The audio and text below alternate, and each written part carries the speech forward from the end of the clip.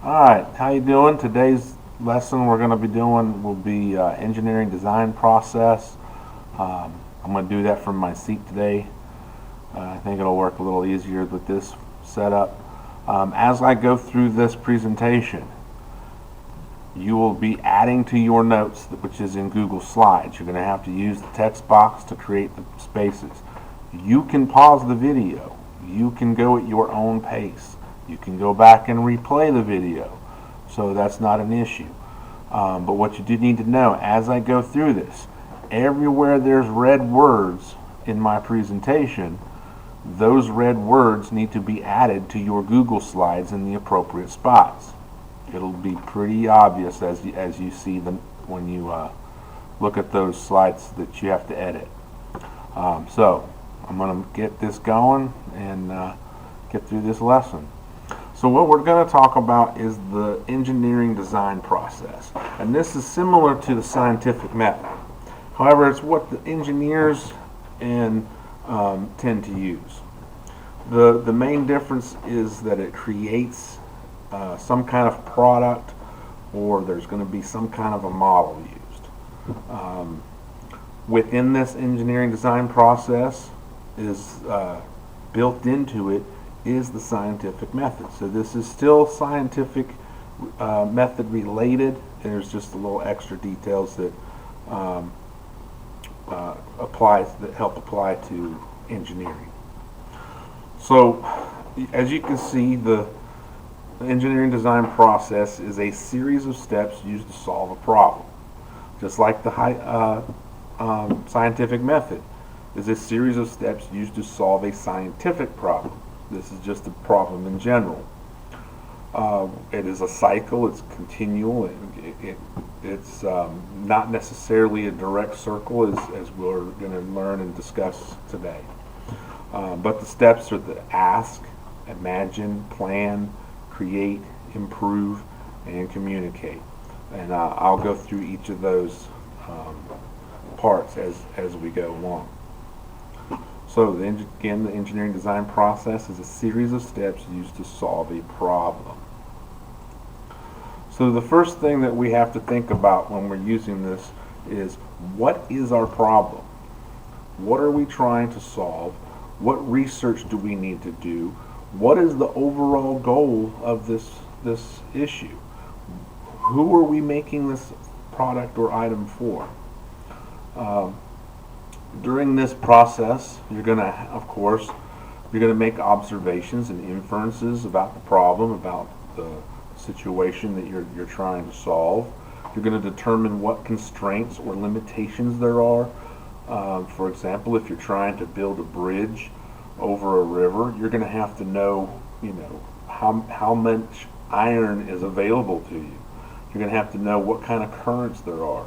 So these can cause limitations to that project. You need to determine the reason for the project, or it could also be an experiment, and who is it for. Again, this is where you're going to use your observations and inferences. And if you remember from previous years, observation uses your 5 senses. What can you see, smell, hear, taste, feel? Again, the 5 senses are your observations. Inference is what you think about those observations. I'll give you a brief example about that. If I do this, you're going to immediately think I'm yelling. Your observation is just me making a weird face. You see me doing that, but you can't actually hear any yelling. Yelling is the inference. It's what you think about that observation. So that is all part of the ask phase. You're going to ask all the important questions that you need to know before you can move on. Once you get to all those questions answered and you have an idea of who it's for, what it's for, why you're doing it, what the limitations are, you've made all your observations and your inferences, this is when you're going to start imagining. You're going to do brainstorming on ideas on how or what you can do. This is also a phase where you may form a hypothesis. So you come up with your ideas, If you're going to do an experiment, you'll form your hypothesis based on the information gathered from the ask stage. If you're building something, again, your brainstorm ideas should be related to what you learned in the previous stage. And if you are doing a hypothesis, your hypothesis is a testable statement in the form of if some kind of thing happens, then some other thing will be the result. Again, a testable statement. You can create a test that will check that. I've used this before as an example. This is a hypothesis. If Mr. Harrington is wearing pink, then it should be a Wednesday. Can we test that? Yeah. Monday, look at what Mr. Harrington's wearing. Is he wearing pink? Yes, no. Tuesday, look at his outfit. Pink? Yes, no. Wednesday, so on and so forth. If it's pink and it's Wednesday, then I've proven that hypothesis. But I'm going to do that every week, weeks and weeks and weeks, to see if that's actually true, because it could just be a fluke for that one day. So again, a hypothesis is a testable statement in the form of if some action or cause, and then our result in effect. Alright, after we get all that information and we're ready to move on, we're going to go into the planning phase. This is when we figure out what we will be building, what procedures will we follow, especially if it's an experiment. What will we do to solve the problem? Steps require you to be very detailed. The more concise and clear the procedures are, the better the results.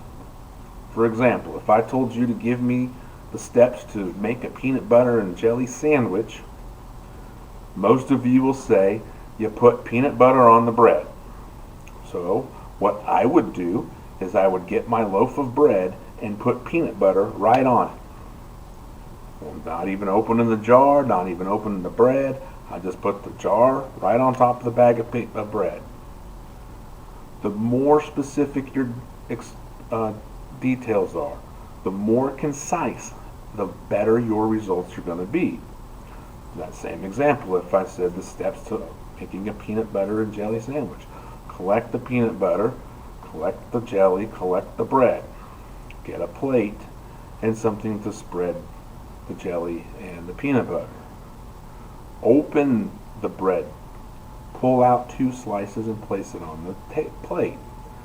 Close the bread, open the jar of peanut butter, scoop some peanut butter out with the knife or whatever tool and spread it on one side of the bread, and so on and so forth. The more detail, the better your results are going to be. After we get our planning done, this is where we really start to see the process take a really good effect, or you start to see the data. You will actually start to see a prototype. At this stage, you're going to draw and label a model, because you have to have a blueprint before you can make something. Once you have your blueprint or your model, you're going to build a prototype. This is the first of your items. It could be a small model, it could be full scale, depends on the situation. And then you're going to perform the experiment to collect the data, or you're going to test the item to see if it'll actually work to your desires.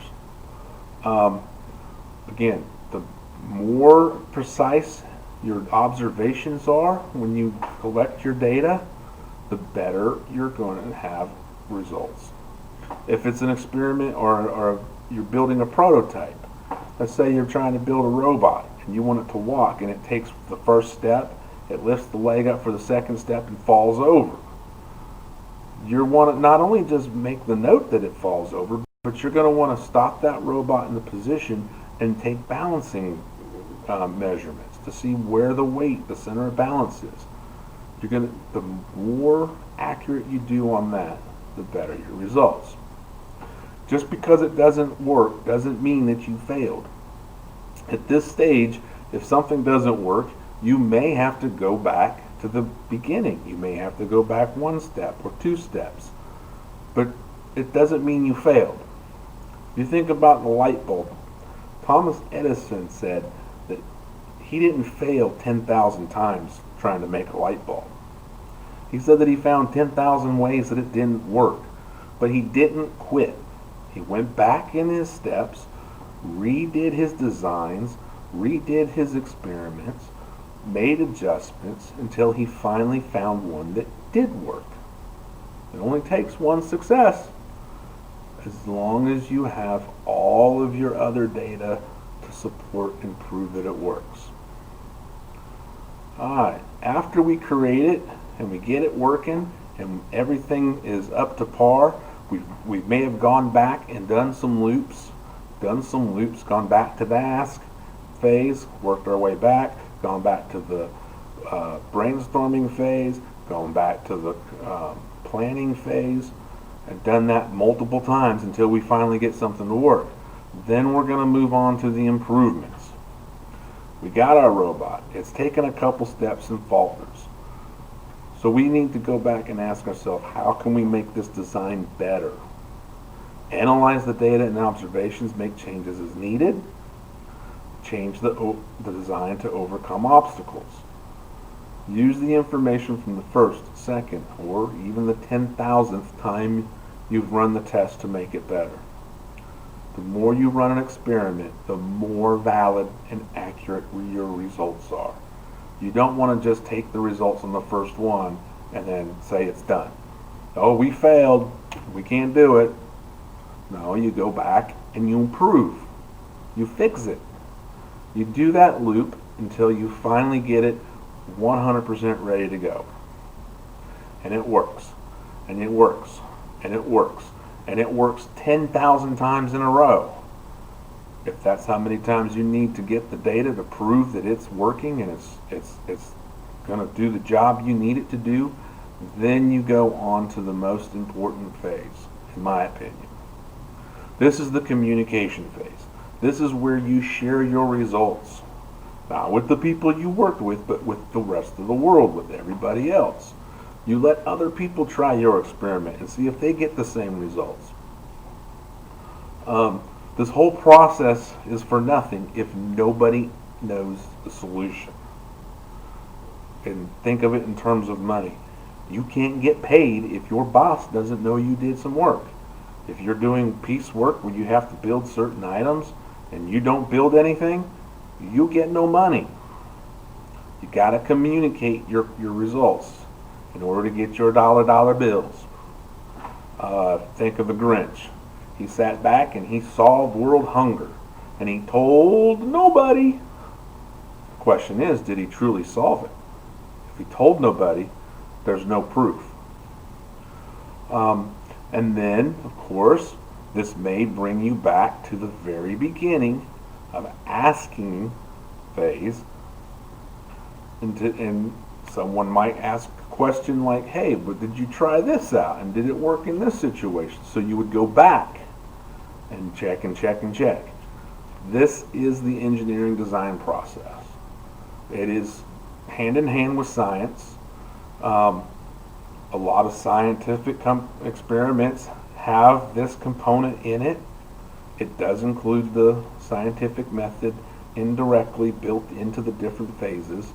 It is a cycle. There is no one phase that you're going to do and then the next and the next. And you could go back and forth within phases until you get to the communication part.